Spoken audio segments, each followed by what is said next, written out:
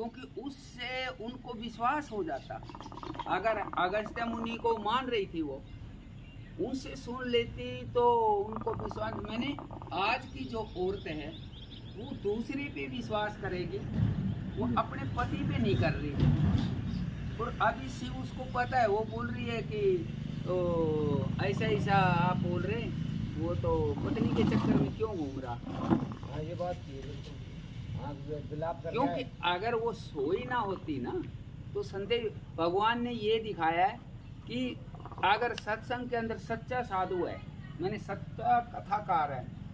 आज मेरे को ये मतलब इसी सवाल का जवाब दे दो कि सच्चा कथाकार कौन है, सच्चा साधु कौन है। यही नहीं जान रहे तो फिर हमें पता क्या लगेगा कौन सच्चा साधु है। मतलब ऐसे मजाक में मत ले जाना, बात को समझना। ये गलत बोल रहा महात्मा, बिल्कुल सच है आपकी बात। मैं कम से कम आपको ये बात बता के जाता हूँ, आप ये चीज नोट करना ना करना मेरा काम है। वो भगवान ने मेरे को बताया, मैं अपने भाइयों को बंधुओं को मतलब मैं बता दूं। हाँ सही। उस भगवान ने शास्त्र ने ये बोल दिया कि कुछ भी बोलने से पहले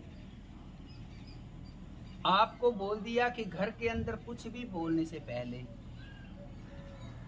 अपने ऊपर लागू करो वो बात, तब वो भगवान की बात है, तब मैं उसको सेट करूंगा।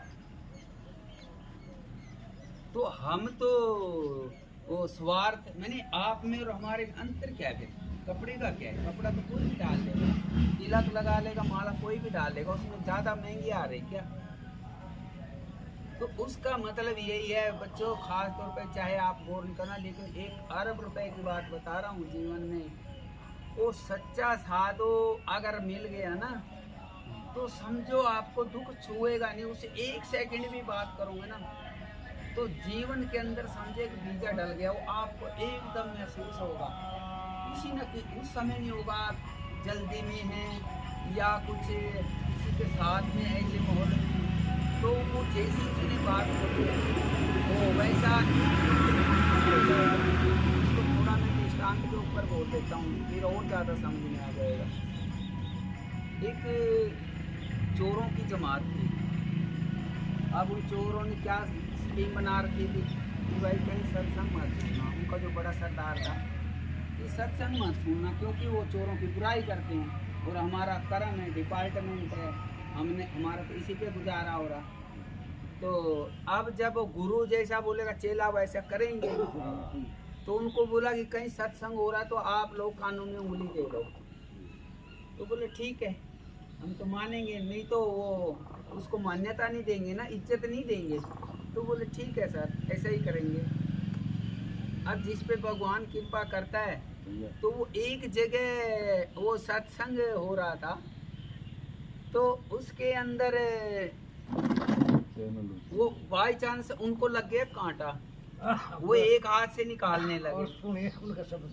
और उस समय वो क्या बोल रहा था साधु कि भूत प्रेत के छाया नहीं होती, भगवान की छाया नहीं होती। बड़ी रहस्य की बात है ये। वैसे भी कहीं आपको संदेह हो गया ना तो उसकी छाया देख लेना।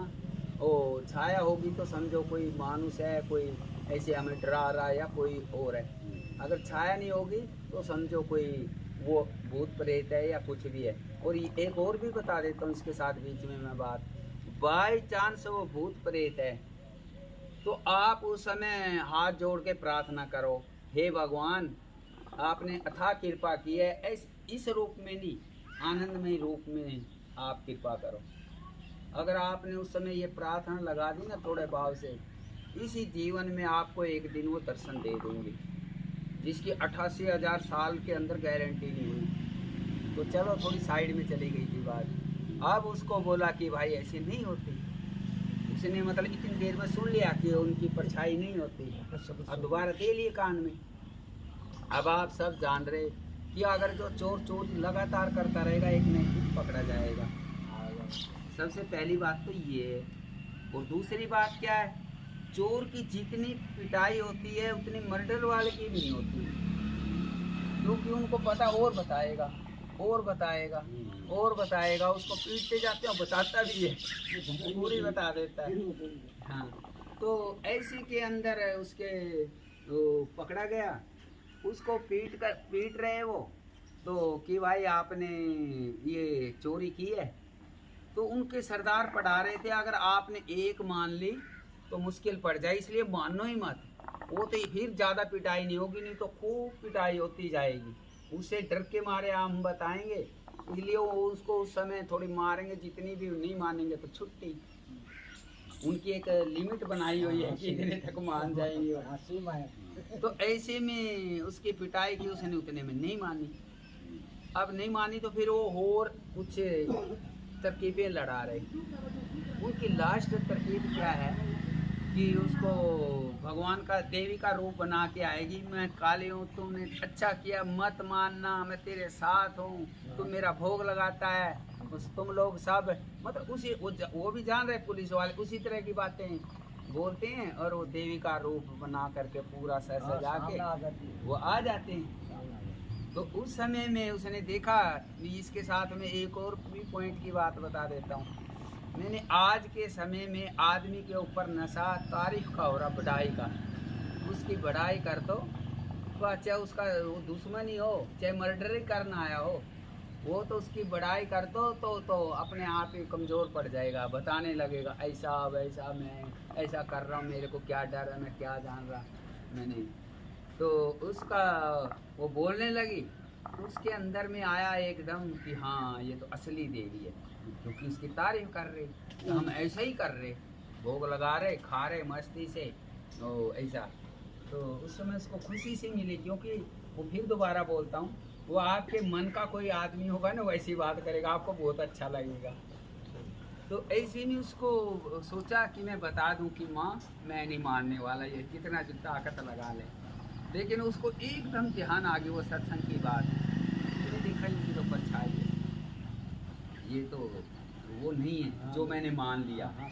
तो तब वो बोला, माँ तू तो जान ही रही है, मेरे को तो ऐसे आपदा में फंसा दिया, मैं तो चोरी क्यों करूँगा, आप जान नहीं रही, आप तो सब बदल दी उसने ट्यून।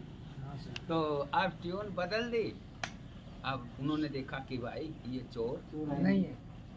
अब उधर से वो लोग सोच रहे हैं कि अपन इसको दादा सबसे बड़ा बनाएंगे, क्योंकि देखो इतनी पिटाई के बाद भी इसने नहीं माना। वो तो सब आपस में फोन पे, भाई वो फलानी बोतल ले आना, फलाना मीट ले आना, ये करना, क्योंकि आज वो मत बनाएंगे, वो मना लेंगे, खुशी मनाएंगे, सब तैयारियां कर रहे, क्योंकि आज वो छूट जाएगा।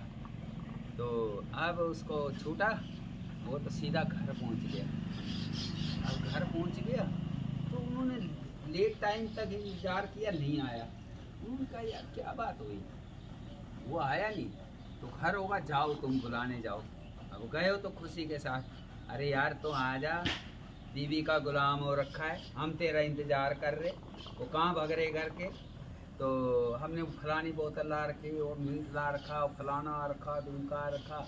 बोला चल फटाफट आ जा, तो इंतजार, हम तो पागल हो गए, तू घर बैठा हुआ है। तो बोला मैं नहीं आ रहा। अरे तेरे को प्रधान बनाएंगे, तो चल एक बार चल, तो फिर कल बाद में आ जाना, फिर मतलब जब जाना जाना, एक बार चल तो। बोला मैं नहीं बिल्कुल भी आ रहा। बोला क्यों नहीं आ रहा? बोला मेरे को ज़रूरत नहीं है गलत काम करने की। बोला क्या हो गया? अरे हो गया क्या, वो तो बोल रहे वहाँ सत्संग नहीं करना, ये नहीं करना फलां। अगर मैंने सत्संग एक ही बात सुनी थी, वो मेरे काम आ गई। अगर मैं सत्संग सुनूंगा मैं तो सदा के लिए निहाल हो जाऊंगा। बोलो बाबा भोलेनाथ की।